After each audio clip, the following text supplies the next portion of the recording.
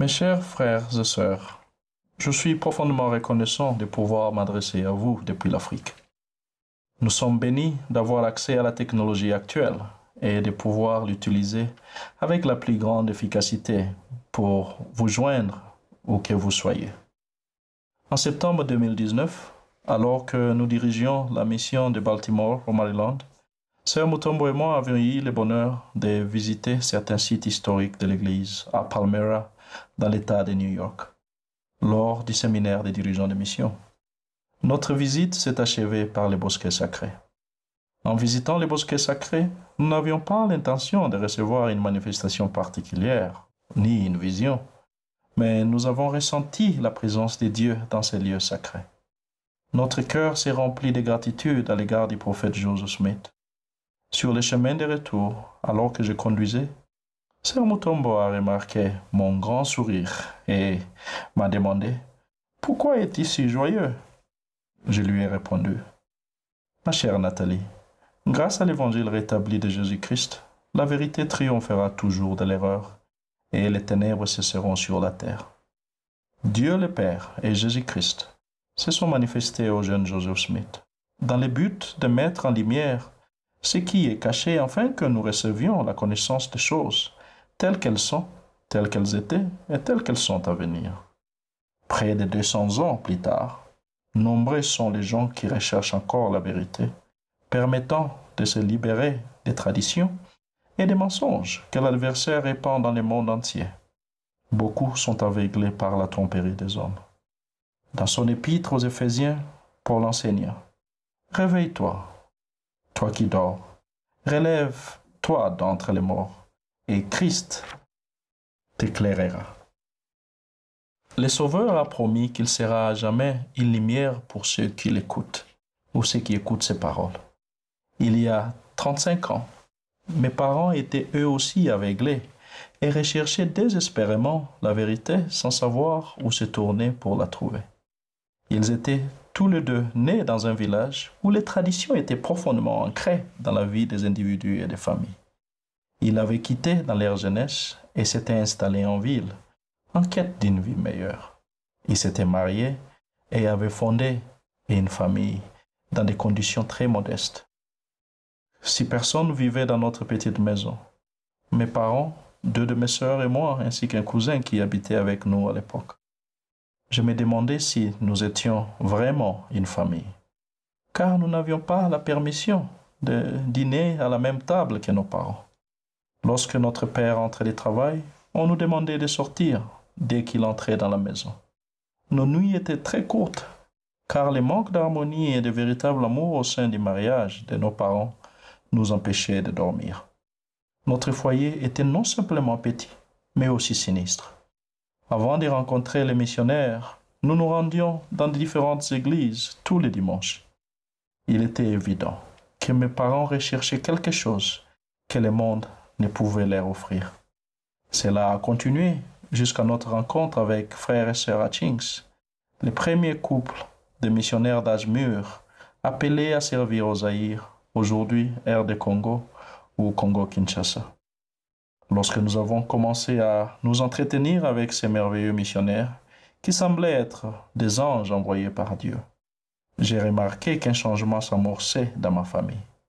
Après notre baptême, nous avons réellement changé de mode de vie petit à petit, grâce à l'évangile rétabli.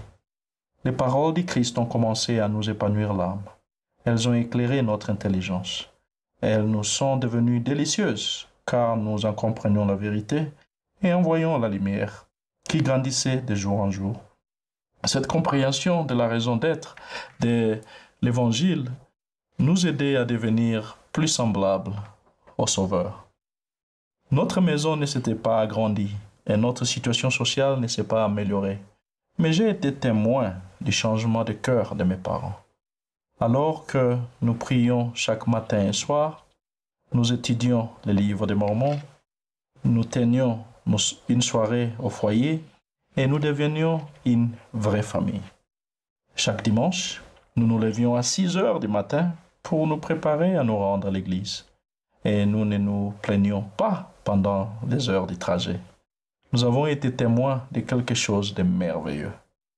Nous qui marchions auparavant dans les ténèbres, avons chassé les ténèbres de parmi nous et avons vu une grande lumière.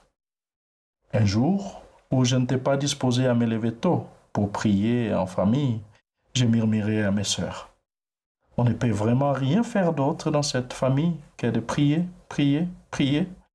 Mon père a attendu ma remarque. Je me souviens de sa réaction.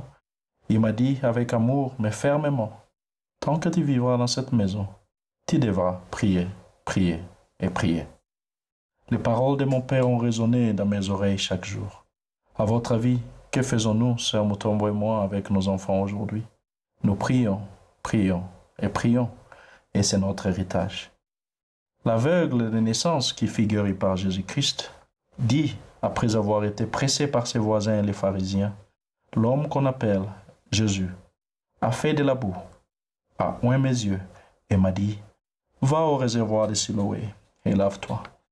Je suis allé et je me suis lavé et j'ai recouvré la vue.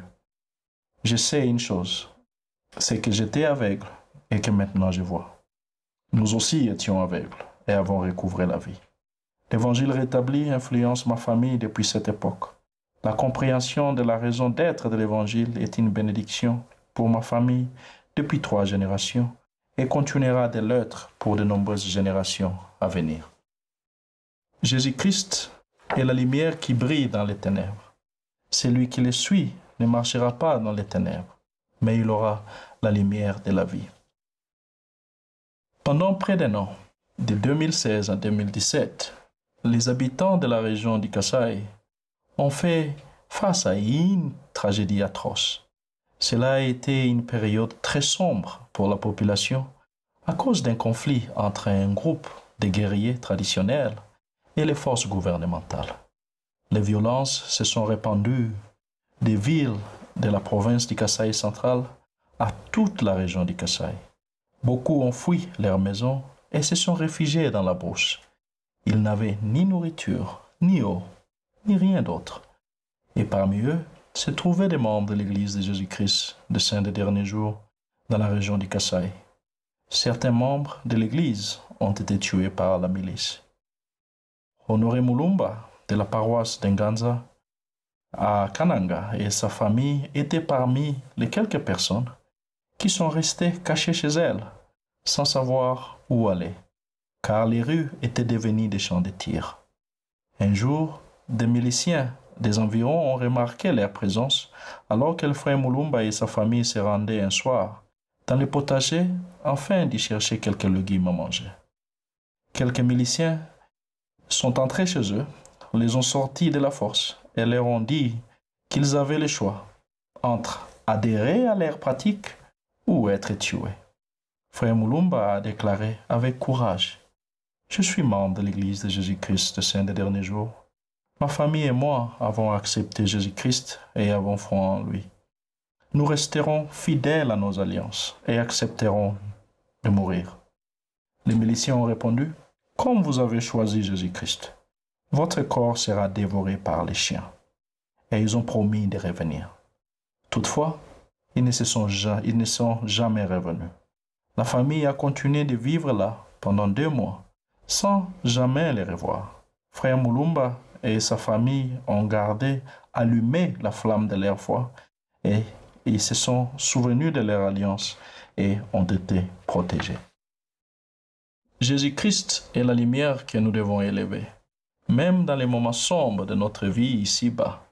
Quand nous choisissons de suivre le Christ, nous choisissons d'être changés. Les hommes changés par le Christ sont sous son commandement et comme Paul demandait: « Seigneur, que veux-tu que je fasse ?»